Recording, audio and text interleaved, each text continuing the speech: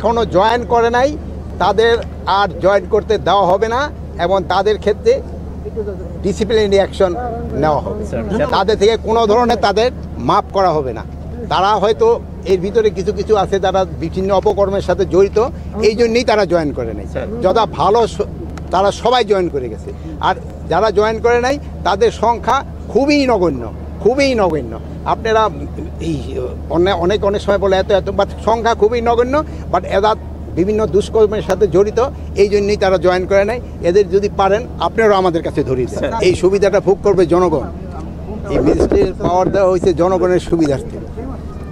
যেহেতু আপনারা দেখছেন সেনাবাহিনী অনেক দিন যাবতেই কিন্তু মাঠে আছে, মানে তাদের তো একটা ক্ষমতার ভিতরে কাজ করতে হবে, প্লাস আমাদের অন্যান্য বাহিনী তো কিছু স্বল্পতা রয়ে গেছে, এটা পূরণ করার জন্য তো সেনাবাহিনীকে আমরা আনিছি। যেমন এই যে ম্যাজিস্ট্রেট পাওয়ারটা, এইটার সুবিধাটা ভোগ করবে বাংলার জনগণ।